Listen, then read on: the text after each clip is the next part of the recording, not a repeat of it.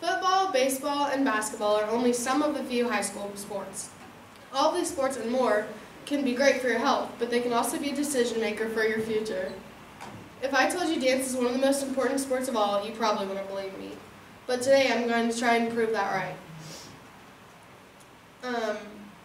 Not only is it good for middle-aged and older people, but it's also great for teens and younger children.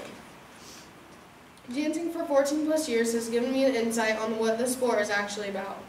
Though I'm sure many of you have never stepped foot into a dance studio, I'm going to teach you why this sport is so important. Today I will persuade you about the art of dance and how it can make an impact on a child's life with flexibility, memory, and confidence. Danse is the actual word. I'm sure many of you didn't know that dance is actually French, so all of the terms we use. We don't speak fluently in French, obviously, but we do talk with our terms in French. So this danse or dance is defined as to move one's body rhythmically, usually to music, to engage in or perform a dance by Merriam-Webster Dictionary. Where can we see similarities of dancing in the outside world? You can see it everywhere, games, meets, anywhere. If you notice when you show up to a collegiate, a pro, a high school, or even a middle school basketball game, the first thing they do is stretch.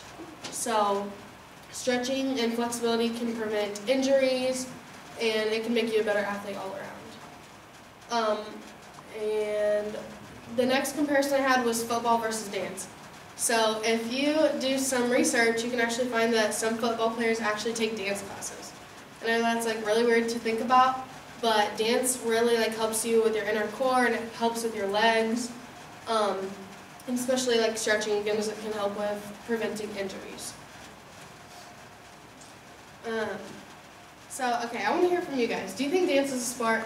Yeah. Yes. Yeah. Why or why not? Because it's hard. Because if you ever dance at a club, you get super sweaty. It's a workout. Wow, okay, I was going to think you were going to say no. But yes, that's true. It actually is a big workout, whether it be ballet, point, and as you can see, with these point shoes, it takes a lot of calf muscle. Where I went to dance, you were not allowed to be in the point class until our teacher thought you were ready. So you had to prove you were ready. And then after you were in the point class, you had to go through pre-point to do the smaller things so that you could be a bigger point, in the bigger point class. So it just takes a lot of hard work. Some people think dance and cheer really isn't a sport, but it takes a lot more effort than you think it would. Stretching can help your body. For example, if an adult were to run after years of just walking, I don't know if you guys have ever seen that, but it's kind of funny. They kind of just hobble along. So it can if you're doing things that you're not used to, you're not going to be very good at it. So with stretching, it's nice. You need to keep doing it throughout the week, throughout the years to get better at it. So a good number for stretching during the week would be 3 times a week. Just to make sure you're staying agile. It can really help children grow because it helps them know their body. So they will get used to stretching, they will be more versatile, they can help them in sports, and some good types of stretches are the butterfly, the straddle, even stretching your arms is a good thing. Arms is a good thing to do. And of course that can help you with your leaps, your splits, all of that. So now that we've talked about flexibility and stretching, we're going to talk about how it can affect children's memory. Cognitive development is important for children because, of course, they're growing up, they're learning how to use their brain, and one of the biggest things for their brains is memory. So learning their ABCs, learning anything and everything that a child needs to learn as they're growing up. So there's 2 main different types of learning. The first would be doing it right away. So you'll notice in the dance studio that some people can just watch the instructor do it and then they'll just pick it up right away. And then other kids have to see it first, watch it a few times, go over it with the instructor, and then they have it. And of course some kids will be slower to it or not. That's good. So I found it relevant that you guys can really see my point of view with the alphabet song. So that's a really simple song, but if you realize when we learned that, we learned it with the tune. So like, of course you all know your ABCs, but it helps children, like when they're learning the alphabet song, they learn it to a tune, as where if they just had to recite it, I'm sure it'd be harder with them. So it's helping with their memory. It can also be applied to high school, like with us.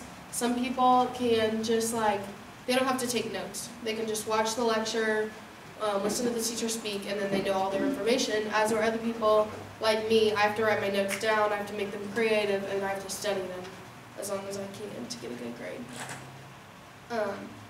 Now that we've talked about the importance of that, let's talk about confidence. So performing in front of a live audience is honestly such a rush. Like, it's so different because as where some things can be like recorded, edited, put in, put out, a live audience, like what you do, you can't change. So with dancing, you have to think ahead and you have to know what's coming up next. You really have to stay on your toes. Yeah, that wasn't funny, sorry. But as my dance teacher said, Denry Palmer, you always have to keep your head up and smile big. So you have to really learn how to react and do it with confidence. So like whether your hairpin falls out or whether your shoe falls off, like you have to keep going, there's no time to stop. So whatever you do, you have to do it with confidence, and you have to just overcome and move on from that. Another big thing is teachable spirit. So like when you're in the dance class, if your teacher's like, oh, your arm's like in the wrong spot, like it needs to be higher, it needs to be lower, or your thumb needs to be turned in or out, like there are such small things that need to be changed because they're really big things. So it's your job to on the next go around, you need to fix that, you need to change that. So you need to have a teachable spirit so that you can have confidence on stage when you're actually doing it. And another thing is like with dance, like dance can also be as like basketball or football. It can also be related to other sports because not only is there competition in like sports with a ball, there's also competition in dance. So you're going up against other teams, you're going up against other people, whether it be solo or with your team. You are going up against other people and competing and doing your best to win a prize. In conclusion, dance can make a huge impact on a child's life. Not only do they learn important life skills like discipline, they also learn more about themselves. They learn what they can do, who they can be, what their body can be capable of, and as well as it helping like with their growth pains, like helping with their body adapt.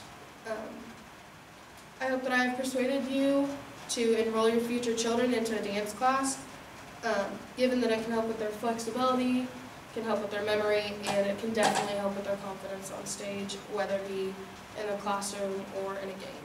Thank you for listening.